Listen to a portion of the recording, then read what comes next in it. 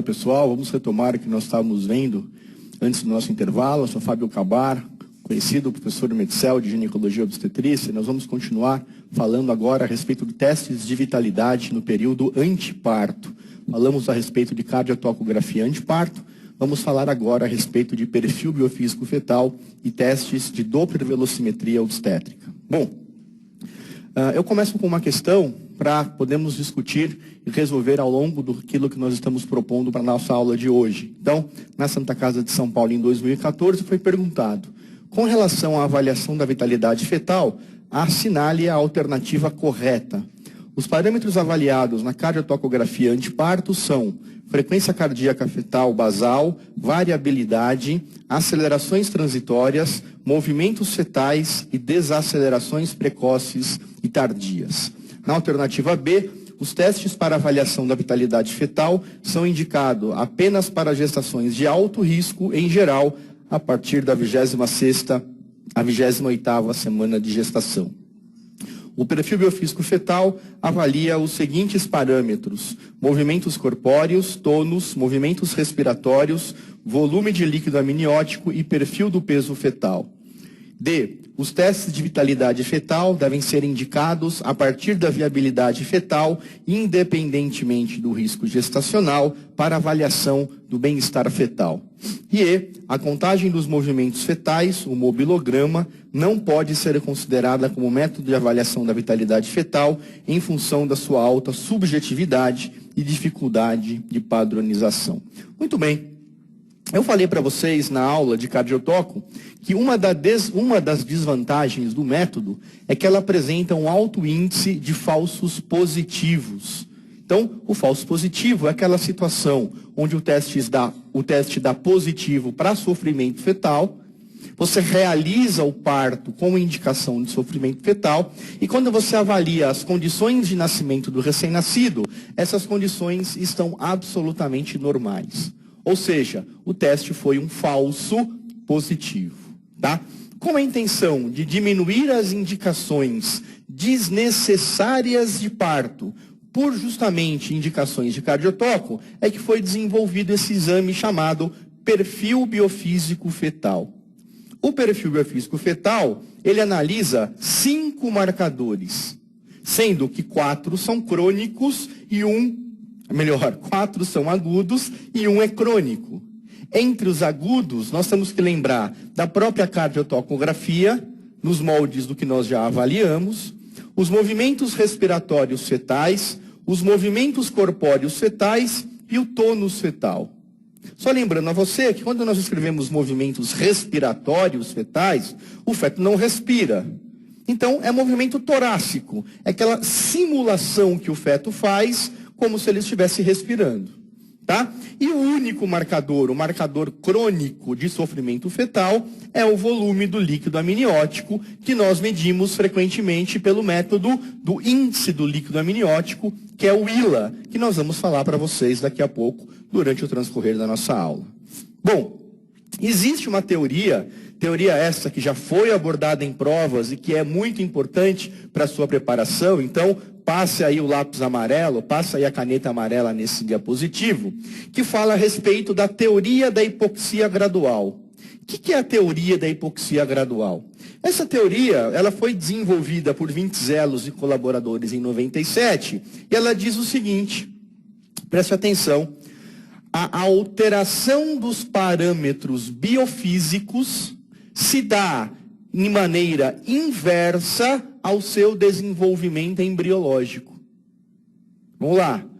A alteração dos parâmetros biofísicos se dá de maneira inversa ao seu desenvolvimento embriológico. Como é que é isso? Como é que eu interpreto essa teoria? Vamos lá. Pessoal, acompanhem comigo no quadro. Veja bem. A primeira dos marcadores que se desenvolve com o passar da gestação é justamente o tônus. O tônus fetal normal, que é um tônus em flexão, ele se desenvolve com o feto aproximadamente 10 a 12 semanas. Com 10, 12 semanas, o feto já está curvadinho. a coluna fetal já exibe sinais de flexão, que vai ser o movimento, né, a posição, a flexão fisiológica desse feto. Muito bem. O segundo parâmetro que se desenvolve na vida intrauterina são os movimentos corpóreos. São os movimentos corpóreos. E eu diria para você que esses movimentos corpóreos, logo depois do tônus, então, 12, 13 semanas, o feto já desenvolve e está absolutamente se mexendo, mexendo braços, mexendo mãos, mexendo pernas. É o segundo parâmetro a se desenvolver. Temos logo depois os chamados movimentos respiratórios ou movimentos torácicos. Vamos colocar respiratórios, que é o que nós temos aí no diapositivo. Movimentos respiratórios. Isso se desenvolve 16, 18 semanas mais ou menos. O feto começa a apresentar essa movimentação torácica. E finalmente, nós temos com 26, 28 semanas, o desenvolvimento do sistema nervoso autônomo fetal. Os sistemas simpático e parasimpático, que em última análise é o que é o determinado pela cardiotocografia. Veja bem, o que diz a teoria? A alteração dos parâmetros biofísicos se dá em ordem inversa ao seu desenvolvimento embriológico. É dizer o seguinte, qual é... Pessoal, só pessoal da técnica, eu estou sem o cronômetro. Põe para funcionar, por favor. Vejam, o primeiro parâmetro a se alterar é o último parâmetro que se desenvolve. Qual que é o último parâmetro que se desenvolve? A cardiotoco. É o primeiro que vai se modificar. O que vai alterar depois da cardiotoco? O que se desenvolve penúltimo. São os movimentos respiratórios. E depois, movimentos corpóreos. E por último, o tônus. Existe uma ordem nesta modificação. De tal maneira que você não vai encontrar um feto que esteja com a cardiotoco normal e movimentos respiratórios alterados. Isso não existe. Você não vai encontrar um feto que tenha cardiotoco normal, movimento respiratório normal e movimento corpóreo alterado. Isso não pode acontecer? Não pode. Porque para se alterar movimento corpóreo, tem que antes alterar respiratório e cardiotoco. Quem é que garante isso? Foi assim que caiu na prova? É a teoria da hipoxia gradual. Tá? Quero que você lembre, é que eu estou falando de parâmetros agudos. Não entra nessa classificação, não entra nessa teoria o índice de líquido amniótico. O líquido amniótico é um parâmetro separado, que nós já vamos falar sobre eles. Tudo bem? Então é o que mostra meu diapositivo. Olha, conforme diminui a PaO2, você tem alteração nesses parâmetros que começa. Primeiro a alterar, cardiotoco, que foi o último a se desenvolver. Segundo a alterar, movimentos respiratórios do feto, que foram o penúltimo. Depois, corpóreos, que foi o antepenúltimo. Por fim, o tônus, que foi o primeiro a se desenvolver. Bom, o ILA, né, o índice de líquido amniótico, é uma maneira que nós temos, e a maneira mais utilizada, de você medir, bota aspas, no medir o líquido amniótico. Tá? Como é que se faz o ILA? Então, o ILA, ele é feito por ultrassonografia. Você divide o ventre materno em 4 quadrantes. Então, imagina que você tem aqui o ventre materno. Você tem aqui o umbigo. Você divide o ventre materno em 4 quadrantes, passando a linha mediana e uma linha perpendicular na cicatriz umbilical. E você vai chamar quadrante 1, quadrante 2, quadrante 3, quadrante 4. Com o ultrassom na vertical, você mede o maior bolsão de líquido livre. O que é bolsão de líquido livre? Onde não tem a parte fetal, onde não tem a cordão umbilical. E daí você soma. Você obtém um número. Tá? Então, por exemplo, no quadrante 1, você obteve 3 centímetros. No quadrante 2, você obteve 2 centímetros. No quadrante 3, você obteve 1,5 centímetro. E no quadrante 4, você obteve 2,5 centímetros.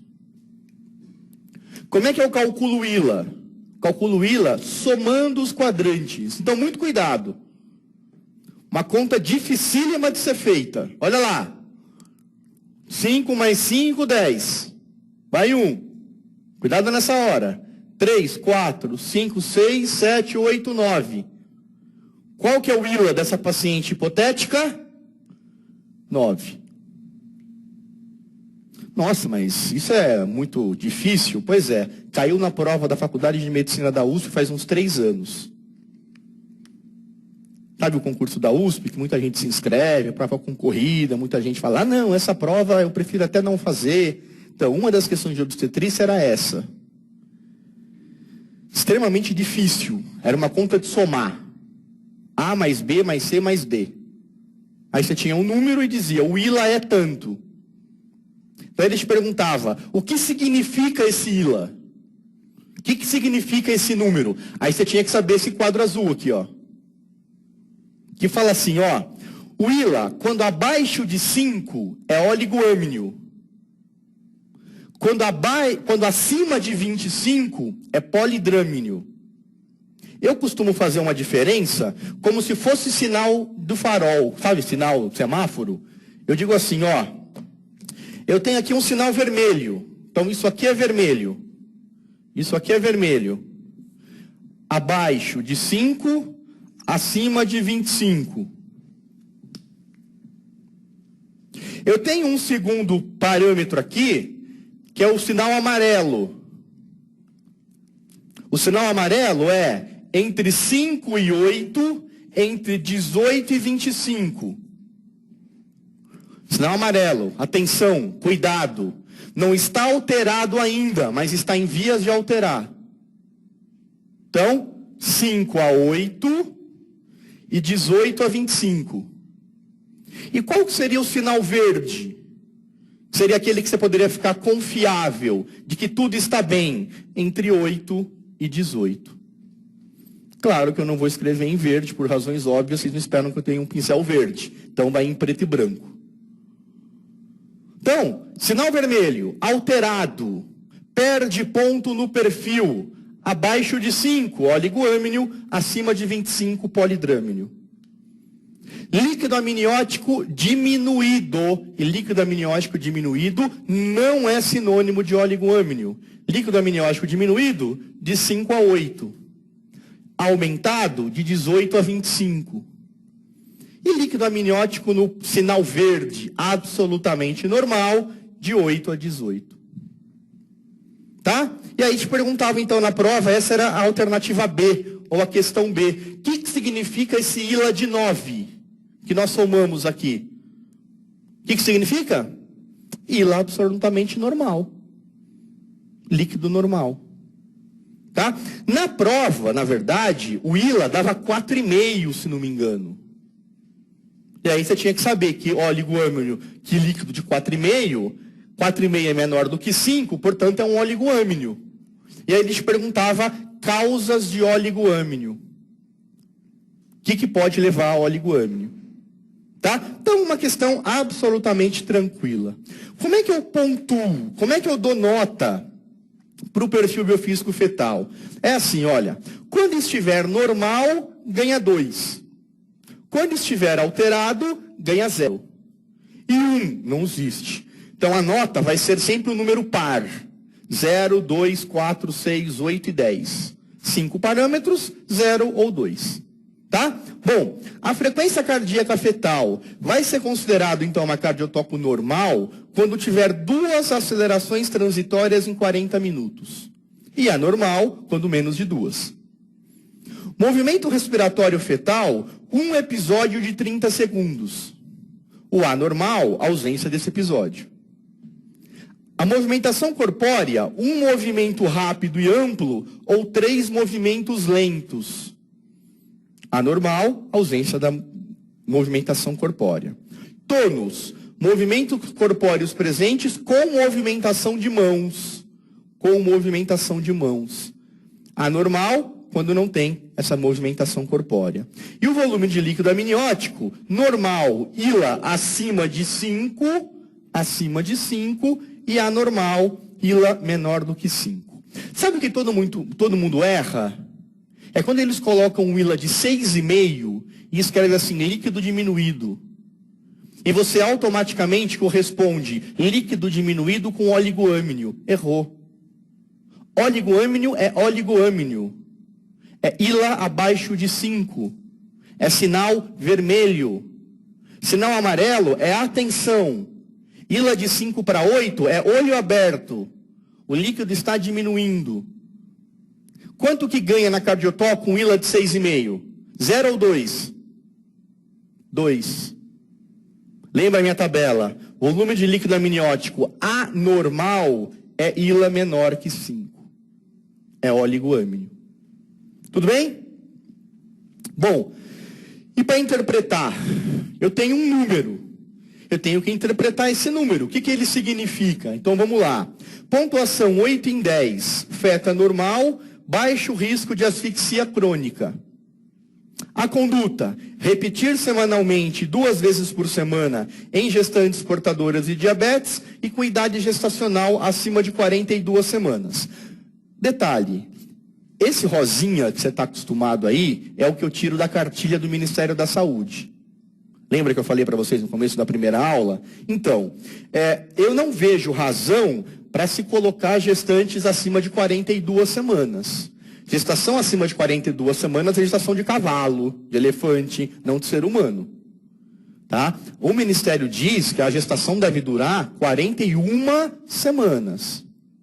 Alguns serviços levam até 42 semanas. Então, repetir 2 vezes com idade gestacional acima de 42 vai chegar até quando? Gestação de 12 meses? Quanto tempo de gravidez você está? 1 ano? Não faz sentido? Tá? Então, essa segunda parte da frase, eu acho absolutamente sem nexo. Por que você colocou no diapositivo? Porque é o que está na cartilha do Ministério. Se você for ler lá o que o Ministério diz, é exatamente assim. Sempre conversamos, temos que ter crítica. Não é isso? Então, uma leitura crítica, isso aqui não faz nenhum sentido. Idade gestacional acima de 42 semanas. Tudo bem? Bom, pontuação 6. Suspeita de asfixia crônica. Se a idade gestacional estiver acima de 36, induzir o parto. Se menor que 36 semanas e a relação lecitina, esfingomiolina abaixo de 2, que é fetos imaturos, repetir a prova em 4 a 6 horas. Se oligoâmnio, induzir o parto. Tá? Gente, por quê, hein? Vamos pensar uma coisa. Deixa eu interromper um pouquinho aqui vocês. Olha, uma nota 6 pode significar o quê, hein? O que significa uma nota 6? Numa nota 6, cardiotoco, movimento respiratório, movimento corpóreo, tônus e líquido amniótico. Se ele ganhou 6, ele perdeu 2 parâmetros, concordam? São 10 o total. Se ele tem 6, ele perdeu 4, ele perdeu 2 parâmetros. Esses 2, ele pode ter perdido o quê? Certamente ele perdeu o cardiotoco, porque é o primeiro a se alterar. Concorda? E esse segundo, ele perdeu o quê? Pode ser movimentação corpórea? Não, porque antes de perder esse, ele teria que alterar esse. Pode ser tônus? Não. Então, qual que é a outra possibilidade dele ter perdido? ou movimentação respiratória, ou líquido amniótico. Está vendo a importância da teoria da hipoxia gradual? Esse raciocínio você faz a partir daquela teoria. E aí faz diferença, sabe por quê? Porque se ele perdeu o cardiotoque e movimentação respiratória, isso aqui é um sofrimento fetal de que tipo? Agudo. Agudo. Isso aqui não são parâmetros agudos? E se ele perdeu o cardiotoco e líquido amniótico? Isso aqui tende a ser um sofrimento o quê? Crônico. Então tudo isso pode cair na prova. Ele pode perguntar, um perfil 6 é indicativo de sofrimento fetal agudo ou crônico? Depende do que ele perdeu. Deixa eu dar um outro exemplo. Imagina uma paciente que ganhou perfil biofísico fetal 8. 8. Então, ó, cardiotoco, movimentação respiratória, movimentação corpórea, tônus e líquido amniótico. Eu falo assim para você, a paciente ganhou 8 no exame. O que isso significa? Qual que é a resposta? Significa o que esse exame? Não sei. Por que não sei? Porque ele pode ter perdido o quê? A cardiotoco. E se a cardiotoco está alterada, mas o resto está normal, qual que é a resposta do exame? Exame normal.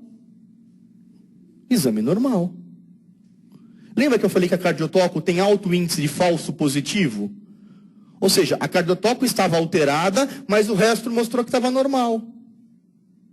Agora, e se estiver normal a cardiotoco? E se a cardiotoco estiver normal, mas na verdade ele perdeu em líquido amniótico, o ILA é igual a 1,2. O que isso significa? Sofrimento fetal crônico. E agora eu repito, pode o ILA estar alterado e o resto está normal? Pode. A teoria da hipoxia gradual só leva em consideração fatores agudos. O fator crônico, que é líquido amniótico, não faz parte da hipoxia gradual. Então, um feto com 8 e cardiotoco alterada é um feto normal. Um feto com 8 e o líquido alterado é um feto em sofrimento. Dá para entender que 8 não é igual a 8? Foi o que eu acabei de falar. Eu acabei de provar a vocês que 8 não é igual a 8. Pelo menos no teste do perfil biofísico fetal. Se é um 8 de cardiotoco, tá bem. Se é um 8 de ILA, parto. Então, essa tabela que eu estou te mostrando tem que ter muito cuidado na interpretação. Tá? Então, de asfixia crônica, se a idade acima de 32 induzir o parto, 0 ou 2, forte suspeita de asfixia, estender o tempo da prova, se menor que 32 semanas, repetir a prova, se persistir menor que 4, realizar o parto. Então, a questão dizia, com relação à avaliação da vitalidade fetal, assinale a alternativa correta. Os parâmetros avaliados na cardiotoco são frequência cardíaca fetal, ok. Variabilidade, ok. Acelerações transitórias, ok. Movimentos fetais. Não, isso não é cardiotoco, isso é perfil. E desacelerações precoces e tardias. Alternativa A, incorreta. B. Os testes para avaliação da vitalidade fetal são indicados apenas para gestações de alto risco, perfeito, em geral, a partir da 26ª à 28ª semana de gestação. Em geral é isso mesmo. Em que época eu falei que se desenvolve a cardiotoco? O sinergismo, o sistema nervoso autônomo, simpático, parasimpático? Nesta época. Portanto, a alternativa correta é a alternativa B de Brasil. Vamos ver as outras. C. O perfil biofísico fetal avalia os seguintes parâmetros. Mórios, verdade. Tônus, ok. Movimentos respiratórios, também. volume de líquido amniótico, percentil do peso. Eu falei em percentil do peso? Não, alternativa incorreta. Os testes de vitalidade fetal devem ser indicados a partir da viabilidade fetal, independentemente do risco gestacional. Fetos de baixo risco precisam fazer estes testes? Não, incorreto. E a contagem dos movimentos fetais, o hemobilograma, não pode ser considerada como método de avaliação da vitalidade fetal em função da sua alta subjetividade e dificuldade da padronização. Não é verdade, para gestações de baixo risco, você pode recomendar para que ela conte em 30 minutos o número de movimentos fetais, é o chamado hemobilograma. Vamos nessa outra questão. AVS de 32 anos, quartigesta com 3 partos e um abortamento, está grávida de 35 semanas e não fez pré-natal. A paciente foi submetida a ultrassonografia com perfil biofísico fetal, em que foi atribuída nota 8. Todos já sabemos o que é uma nota 8. Tendo perdido pontos por oligohidrâmino. Na interpretação do resultado, assinale a alternativa correta. O exame deverá ser repetido após 20 a 30 minutos para avaliar a definição do quadro. É compatível com sofrimento fetal agudo. O feto encontra-se em sofrimento fetal crônica com asfixia aguda e é compatível com feto com provável asfixia crônica. Vamos falar um pouquinho do oligoâmnio. O oligoâmnio tem algumas condições que estão associadas. Causas fetais.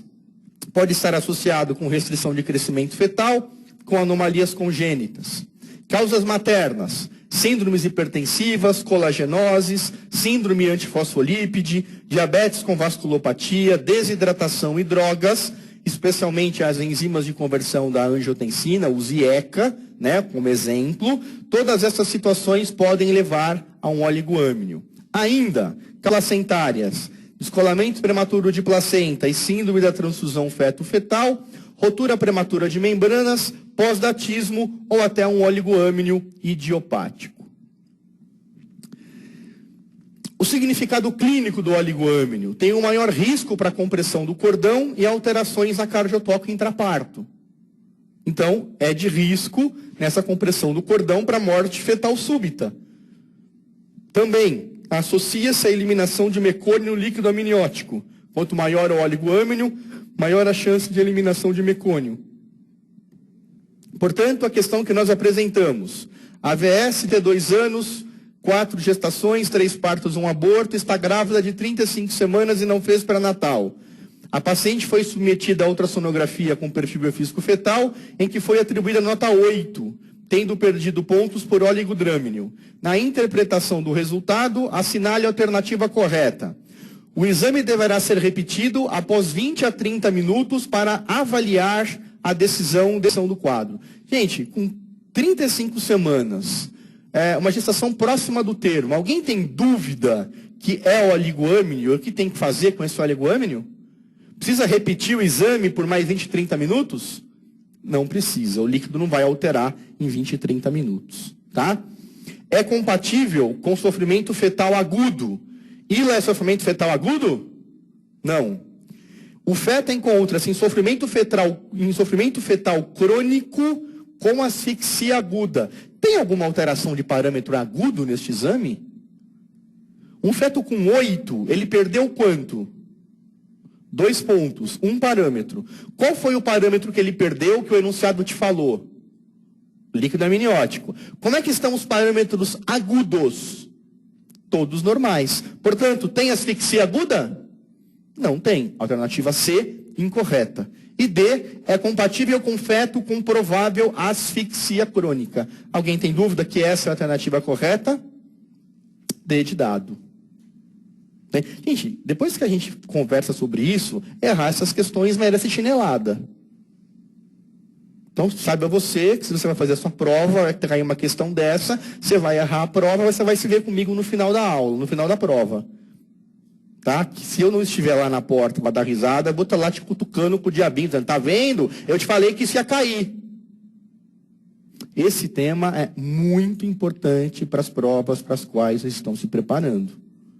É só lembrar do que nós conversamos na primeira aula, que para todo tipo de gravidez de alto risco, qualquer tipo de gravidez de alto risco, são estes testes que me ajudam na avaliação do bem-estar fetal. Então não importa se a mãe é cardiopata, se ela é hipertensa, se ela é asmática, se ela é diabética, os testes que eu vou utilizar são sempre estes. Daí a importância de sabermos esse tipo de questão. Tá bom? Vamos ver essa outra alteração, essa outra questão para nós falarmos sobre Doppler. Então, uma questão do servidor público estadual.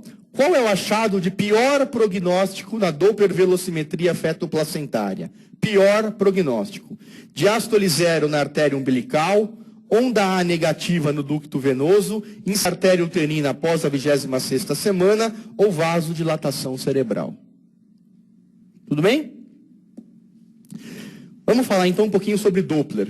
Pessoal, Doppler é um exame que ele pode ser utilizado em qualquer área da medicina. Doppler não é um exame obstétrico. Você pode avaliar o Doppler dos vasos em qualquer território, qualquer vaso, seja artéria, seja veia, você pode avaliar o fluxo sanguíneo neste vaso. O que nós fizemos na obstetrícia foi utilizar o Doppler para aquilo que nos interessava. E a partir daí, quais são vasos que eu estudo? Eu posso estudar as artérias umbilicais, eu posso estudar as artérias uterinas, eu posso estudar toda a circulação fetal, as veias e as artérias fetais. Tá? Eu quero mostrar para vocês a diferença entre os sonogramas. O que é um sonograma arterial, o que é um sonograma venoso. Tá? Então, olha aqui comigo no quadro. Sempre que vocês estiverem em frente a um sonograma de duas ondas, este sonograma será arterial. Então veja.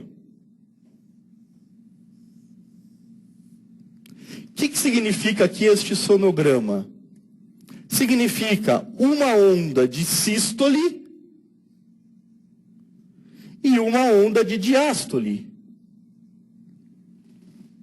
Então, é o fluxo sanguíneo nas artérias, é o fluxo sanguíneo nos vasos arteriais, de tal forma que durante a sístole, o sangue vai na direção saindo do coração, então o coração contrai, tem a sístole cardíaca, e este sangue vai na direção dos tecidos, com esta onda, e na diástole, também você tem um fluxo sanguíneo na direção dos tecidos, entretanto de menor fluxo, de menor quantidade. E aqui você tem fluxo sistólico, fluxo diastólico, fluxo sistólico, fluxo diastólico. Isso aqui é um sonograma arterial, sempre.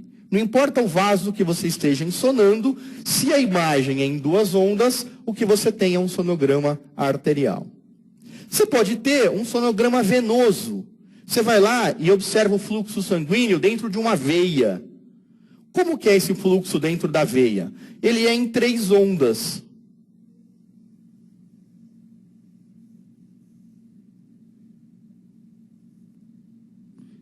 O que significam essas 3 ondas? Significa uma onda de sístole. Então, é o sangue que vai na veia durante a sístole. Este significa diástole. E esta onda, que é chamada onda A, é a onda da contração atrial. Então, como a resistência no vaso, na veia, é muito baixa, a resistência é muito pequena, mesmo quando você tem a contração atrial, você tem um pouco de fluxo na veia. Daí, você ter sempre 1, 2, 3 ondas. 1, 2, 3.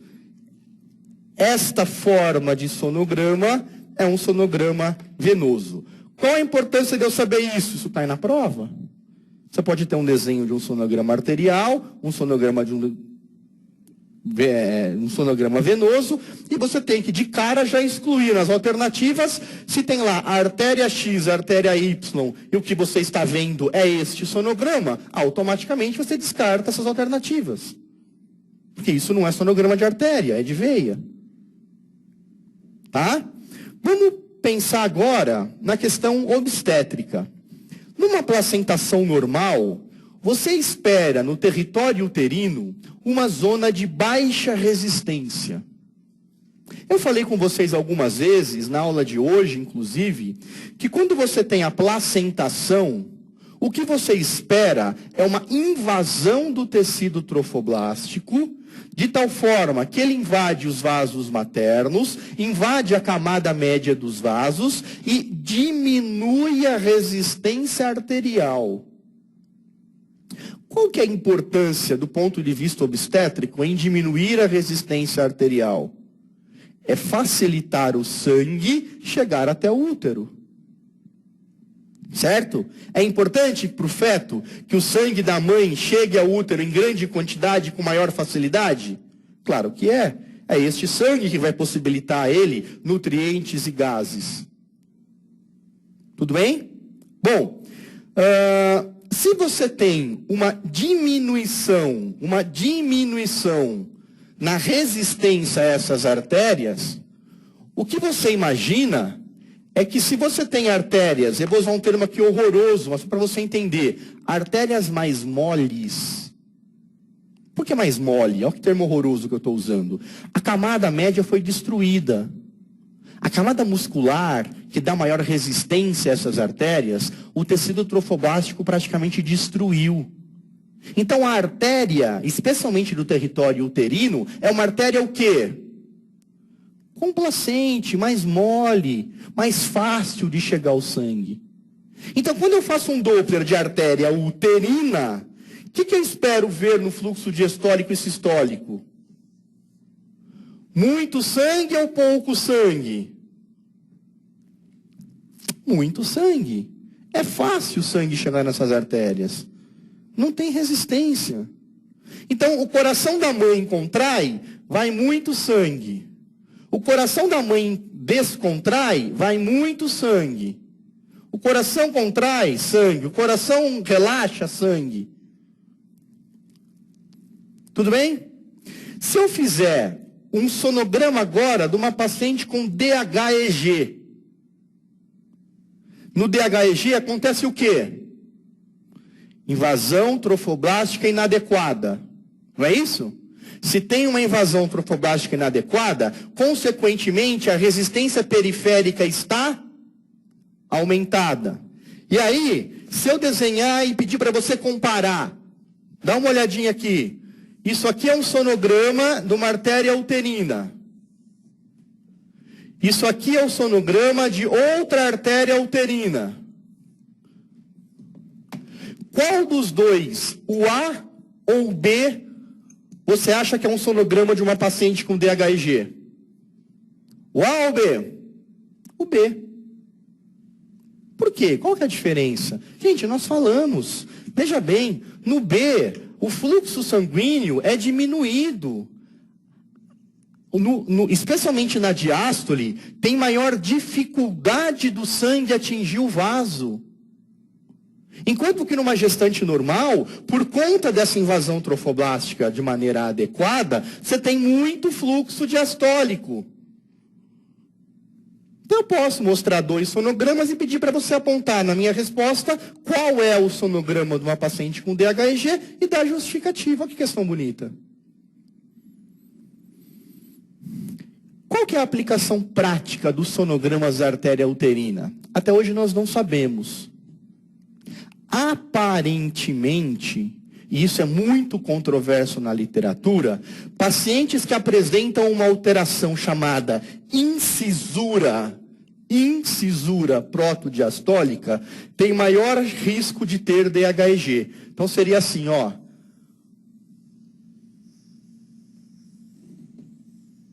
Juro que isso aqui não é um eletrocardiograma, tá? Isso aqui que eu desenhei, ó. Tá vendo isso aqui? Ó. Isso aí chama-se incisura protodiastólica. E alguns estudos sugerem que pacientes que apresentam esta incisura protodiastólica têm maior risco de desenvolvimento de DHEG. Isso é uma especulação. Tem estudos que mostram que isso é verdade, tem estudos que mostram que isso não é verdade. Tudo bem? Então, veja, é isso que eu estava acabando de dizer para você. Vamos acompanhar comigo aqui no diapositivo, que é mais bonito. Quando a invasão trofoblástica é normal, nós temos um fluxo no espaço interviloso alto. O que é espaço interviloso? É o local da placenta onde vai ter o contato com o sangue fetal. Se eu tenho uma invasão trofoblástica normal, eu tenho alto fluxo nesse espaço. É o que mostra meu exame. Alto fluxo sistólico, alto fluxo diastólico. Olha que bonita a onda. Então, é um território de baixa resistência e alta complacência. Normal. Mas eu preciso usar isso para ver DHEG, já que é tão controverso? Não. Vocês lembram no começo da aula passada, quando nós estávamos falando de centralização? O que é mesmo centralização? Centralização é uma resposta fetal aos distúrbios de oxigenação, de tal forma que ele vai priorizar os territórios nobres em detrimento dos territórios menos nobres. E eu falei para vocês, como é que ele prioriza o que é território nobre? Ele vasodilata, vai mais sangue. Como é que ele faz para poupar oxigênio dos territórios não nobres? Ele vasoconstringe, ele fecha o vaso, vai menos sangue. Então, a teoria é muito bonita, mas e na prática? Como é que eu sei que está com muito sangue, que está com pouco sangue? Eu faço um Doppler. Eu faço o Doppler. E aí eu vou estudar especialmente a artéria umbilical, que é a artéria fetal que se comunica com a placenta. Se a placenta é um território de baixa resistência, não é isso que nós falamos? Não é um território de baixa resistência? O que vocês esperam encontrar no fluxo sanguíneo do vaso da artéria umbilical? Muito sangue ou pouco sangue? Muito sangue. Porque você tem lá na placenta um território de baixa resistência. Então, se você for desenhar, você vai desenhar mais ou menos assim, ó.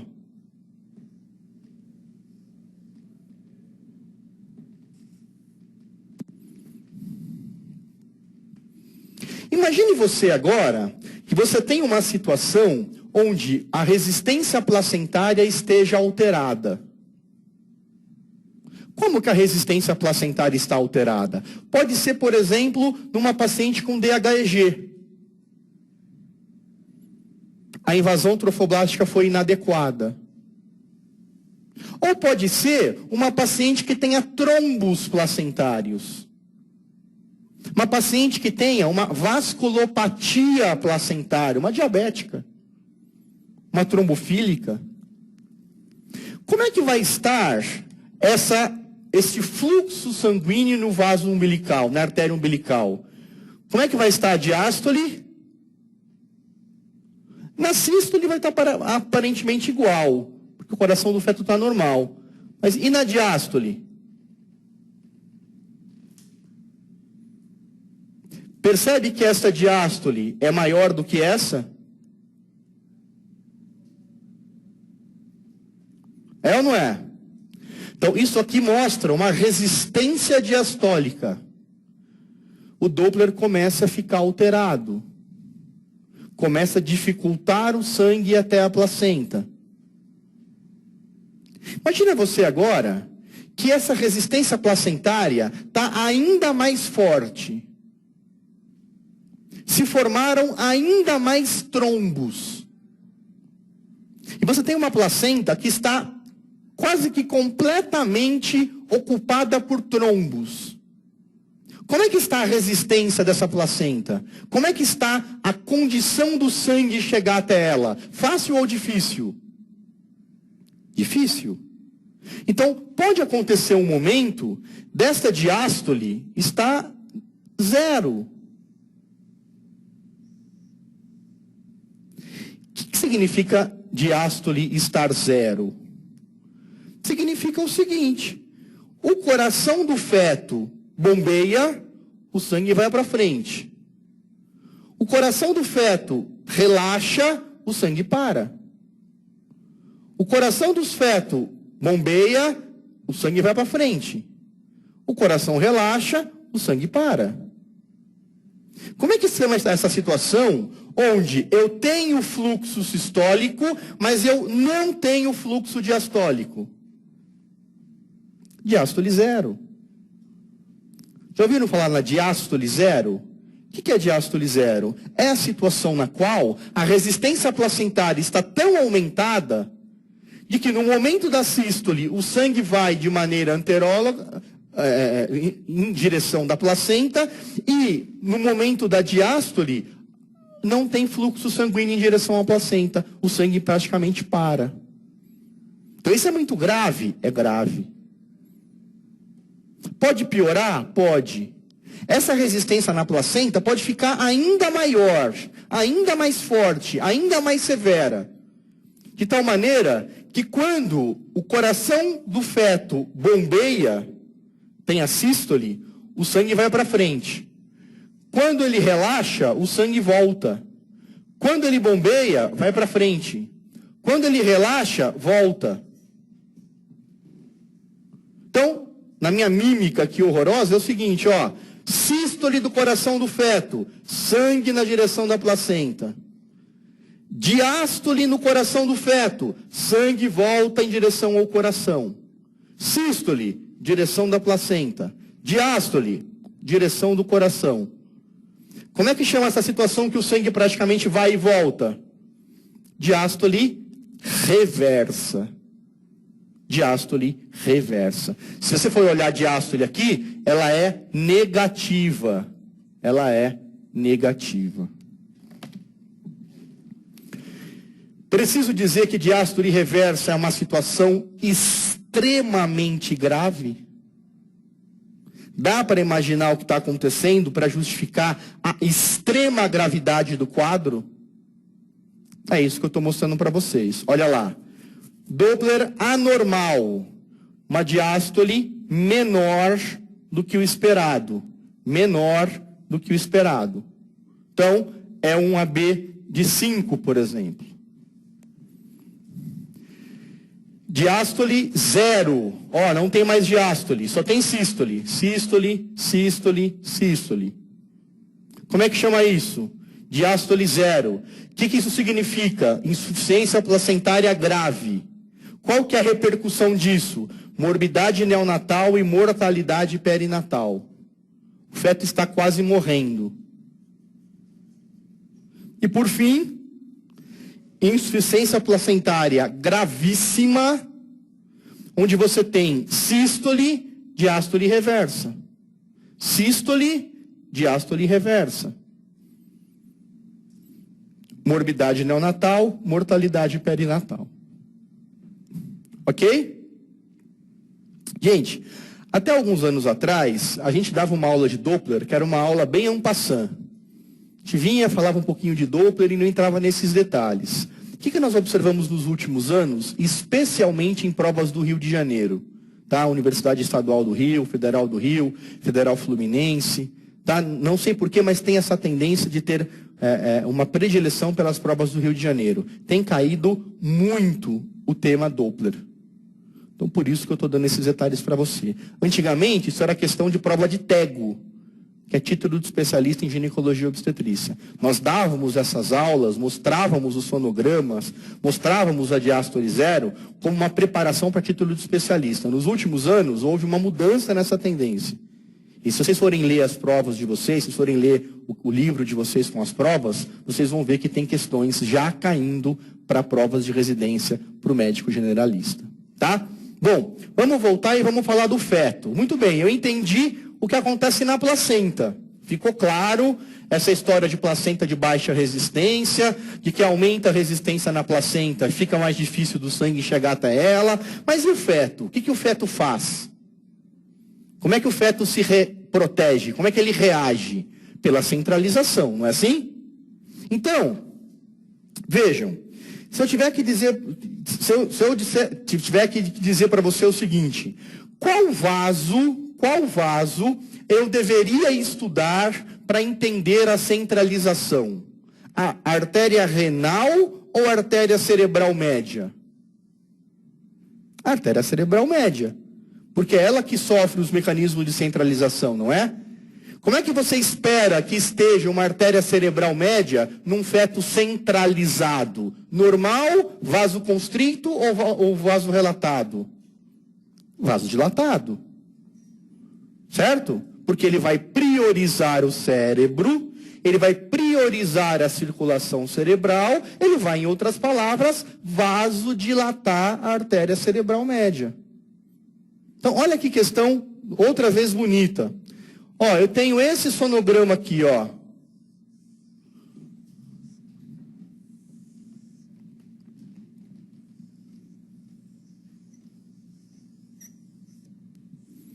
Percebem aqui que houve uma mudança de parâmetro, certo? E eu tenho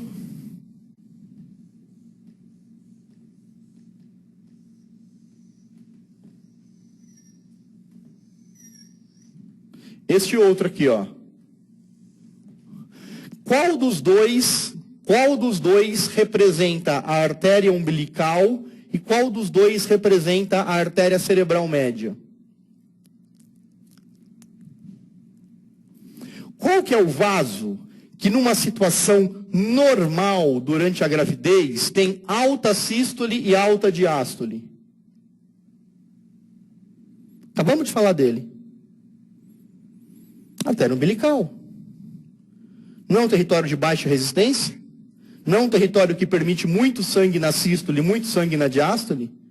É. Então, o de baixo é umbilical. E o de cima, que tem uma sístole alta e uma diástole baixa ou normal, o que corresponderia? Por exemplo, a artéria cerebral média. Se nesse vaso umbilical, em algum momento, eu observo uma diminuição no fluxo diastólico, um aumento na resistência a este vaso, o que eu observo na artéria cerebral média? Uma vasodilatação, um aumento na diástole. Então, só com essas informações eu consigo dizer, olha, isso aqui seria compatível com a artéria umbilical, isso daqui com a artéria cerebral média. Qual outra artéria que poderia ter esse comportamento aqui? Dá um outro exemplo de uma artéria que pode ter esse comportamento. Eu chamei isso de artéria cerebral média, mas dá um outro nome para essa artéria aqui. Pelo que nós já conversamos na primeira aula. Coronária. A artéria coronária não teria um comportamento parecido com a cerebral média? O coração não é um território normalmente poupado pelo regime de hipoxia? O que acontece na coronária quando eu tenho um regime de hipoxia? E que eu estou com o feto centralizado? Vasodilata. Então aumenta o fluxo diastólico na artéria. Poderia ser artéria coronária? Poderia. Qual é o vaso que eu uso normalmente para ter o diagnóstico de centralização? A artéria cerebral média. Por quê? Porque ela é mais fácil de padronizar. Podia ser a coronária? Podia, mas é muito difícil você achar a coronária e individualizar a coronária do feto. A cerebral média é muito mais fácil. Então, por isso que nós utilizamos a artéria cerebral média. Tá? E o ducto venoso? Como é que é o ducto venoso num feto normal? O ducto venoso num feto normal tem as 3 ondas absolutamente dentro do parâmetro esperado. Então, um ducto venoso num feto normal tem as 3 ondas. A onda de sístole, a de diástole e a onda A. que é a onda da contração atrial. Tá? Quando eu tenho um feto centralizado, com sofrimento fetal crônico, o que acontece na minha diástole? Olha comigo agora aqui no quadro, no plasma. Olha lá. Olha como era antes. Pouca diástole, tá vendo? Olha como é o feto centralizado. O que aconteceu com essa diástole? Aumentou. Você vai dizer, mas Fábio, eu tenho que avaliar isso no olho? É no olhômetro? A diástole está menor, a diástole está maior? Não, o computador te dá esse dado. Você mede no computador, você faz o tamanho das ondas e o software calcula para você. Normalmente, o software te dá uma resposta em AB ou SD. Sístole sobre diástole. Tá bom? Então, AB ou SD. Quer fazer uma conta matemática comigo? Faz o seguinte, ó. Quando você tem, então eu tenho um AB de 3 na artéria cerebral média. É um exemplo apenas. Vamos colocar na umbilical, vai melhor, na umbilical. Quando começa a aumentar a resistência periférica, o que começa a acontecer com a diástole? Aumenta ou diminui? Diminui. Lembra na artéria umbilical que eu falei? Começa a aumentar a resistência, começa a ir menos sangue no sentido da placenta. Então a diástole começa a diminuir. Se eu tenho uma fração onde eu diminuo o denominador, o que acontece com este número? Aumenta. Então, grandes valores de umbilical são sinais de aumento na resistência. Ah, eu tenho que decorar? Não tem. Se ele quiser que você tenha esse raciocínio, ele vai te dar o valor do AB e a curva de normalidade. Você vai lá na curva de normalidade, vê o valor que ele te deu e a idade gestacional, para poder dizer se está normal ou alterado. Ok? Então, a artéria cerebral média, normal, olha aqui para mim no plasma. Olha lá. A artéria cerebral normal, diástole pequena. E a artéria cerebral alterada, diástole grande. Então, a gente consegue, no olho, avaliar o que é uma diástole de uma artéria cerebral média normal para o que é uma diástole numa artéria cerebral aumentada. Ok? E o ducto venoso? O ducto venoso, ele é normal quando eu tenho as 3 ondas, a onda A bem cheia. Conforme eu vou tendo diminuição da onda A, até uma onda A reversa, eu vou tendo situações cada vez mais graves. Então, eu posso ter a onda A reversa? Teoricamente pode. Mas são situações tão graves que para chegar nesse quadro, provavelmente o feto morreu antes. O feto pouquíssimas vezes tolera o fluxo no ducto venoso com onda A invertida. Tá?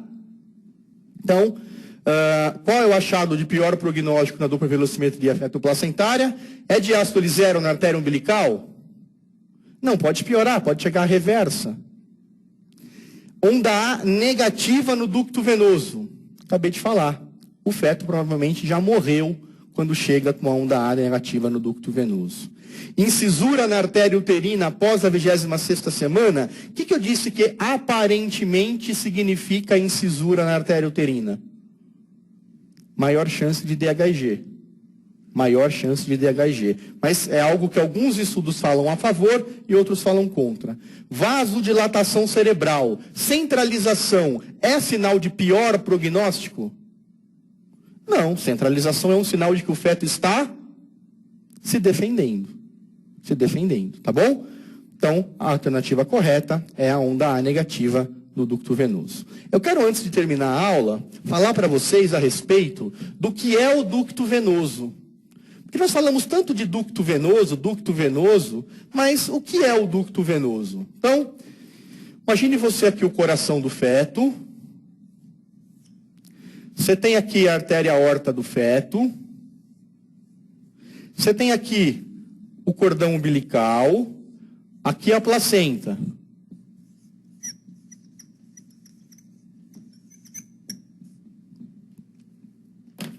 Saindo aqui do cordão umbilical, você tem a veia umbilical, né? Então, na verdade, você vai ter aqui o vaso que entra pelo abdômen do feto. Você vai ter aqui a veia cava inferior. A veia cava inferior. Você vai ter aqui o fígado do feto. Você vai ter aqui a circulação porta. Então aqui vai ser veia porta. E você vai ter aqui no meio, um vaso pequenininho, desse tamanhozinho assim, ó, que é esse vaso aqui, ó, que é o tal ducto venoso. Qual é a função do ducto venoso? Veja, o sangue que corre na veia cava inferior, abaixo da entrada dos vasos umbilicais, essa veia cava inferior tem muito oxigênio ou pouco oxigênio? Está voltando lá dos territórios inferiores no sentido do coração. Tem pouco oxigênio ou muito oxigênio? Pouco oxigênio. Então ela é pobre em oxigênio. Tudo bem? Este sangue que está entrando aqui, no abdômen fetal, na veia, né, umbilical, este sangue, ele é rico em oxigênio ou ele é pobre em oxigênio? Riquíssimo. Então, a veia umbilical é riquíssima em oxigênio. Por quê? Porque está vindo lá da placenta, ó. Tá? E aí, gente, esse sangue rico em oxigênio, se não tivesse o ducto venoso, ele iria para onde? Para o fígado, do fígado para a circulação mesentérica e ficaria por ali. Depois só que iria para o coração. Tudo bem? O que o ducto venoso faz? Ele rouba sangue da veia umbilical e joga este sangue na veia cava inferior, acima da veia umbilical. De tal maneira que este sangue que está aqui embaixo, que era pobre em oxigênio, como é que ele fica aqui em cima? Meio rico. Meio rico. Então já caiu em prova assim, coloque em ordem decrescente de oxigênio os 3 vasos apresentados. E aí você tinha veia umbilical, veia cava inferior abaixo da veia umbilical e veia cava inferior acima da veia umbilical. Qual que é em ordem decrescente de oxigenação? Primeiro, o mais oxigenado é a veia umbilical, depois a veia cava inferior acima, porque ela recebeu parte desse sangue oxigenado pelo tal ducto venoso, certo? E por último, a veia cava inferior abaixo da veia umbilical. Então, esta é a função do ducto venoso. Por que o ducto venoso, ele na verdade, ele é tão grave ter uma alteração no ducto venoso? Pelo seguinte, gente. O fluxo do ducto venoso sempre é a favor do coração. Sempre é a favor do coração. O coração, ele está aqui em cima, o coração fetal. Então, a veia cava inferior que entra aqui no átrio direito, aqui o ducto venoso. Este sangue é sempre nessa direção, concorda? Certo? O coração fetal, mesmo em situações de sofrimento fetal, ele está poupado. Ele está poupado. Então ele continua a funcionar de maneira adequada. Ele continua com a sua função de bomba. Então mesmo em situações onde a placenta está com a sua circulação muito aumentada a resistência, então placenta aumento na resistência. Mesmo em situações onde eu tenho aumento na resistência da placenta, o coração do feto está bombeando adequadamente, de tal forma que a circulação aqui está mantida. O sangue está indo nessa direção, está vindo para cá, está passando para cá. O que acontece quando eu começo a ter uma alteração na resistência tão alta, um sofrimento fetal intenso, que está à beira da anoxia? O que eu digo que acontece nas situações de sofrimento fetal descompensado? Lembra que eu falei? O sofrimento fetal descompensado. Qual que é a reação sistêmica que o feto tem? Vasoconstrição generalizada. E aí, quando eu vasoconstrinjo generalizadamente o coração, esse coração não fica mais defendido. Ele começa a sofrer os danos da hipoxemia. Um coração que começa a sofrer danos da hipoxemia, começa a entrar em insuficiência. Não é esse o raciocínio clínico que vocês fazem na clínica médica? O coração fica insuficiente. Coração insuficiente começa a aumentar a pressão dentro das câmaras. Aumenta a pressão dentro das câmaras. Aumentando a pressão dentro das câmaras, quando o átrio contrai, ao invés do sangue chegar até ele, o sangue volta na direção do ducto. Então, o ducto venoso com onda A inversa significa que o coração está absolutamente insuficiente e que a pressão dentro das câmaras cardíacas está muito alto a ponto de deixar o ducto venoso com uma onda A diminuída ou mesmo negativa. Tudo bem? Por isso que a onda A no ducto venoso é o sinal mais importante de hipoxemia, já entrando numa situação de hipoxia grave e de anoxia. Tá? O que vai determinar parto, na grande maioria dos casos, é justamente a alteração no ducto venoso. Tá bom? Então, era isso que eu tinha para falar para vocês na aula de perfil e Doppler. É uma aula pesada, não é uma aula fácil. Como eu disse a vocês, nós costumávamos dar essas aulas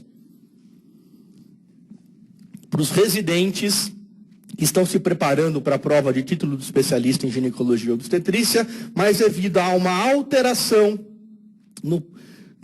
nas questões, no padrão de questão que vem sendo apresentado, nós resolvemos então levar a vocês essas aulas e tenho certeza que, estudando o que nós falamos, resolvendo as questões que estão nos livros, vocês estarão absolutamente aptos a responder esse tipo de questão. Tá bom? Vamos dar 10 minutinhos de intervalo, na volta vamos conversar, vamos terminar a aula falando sobre cardiotocografia intraparto. Tá bom? 10 minutinhos de descanso para vocês.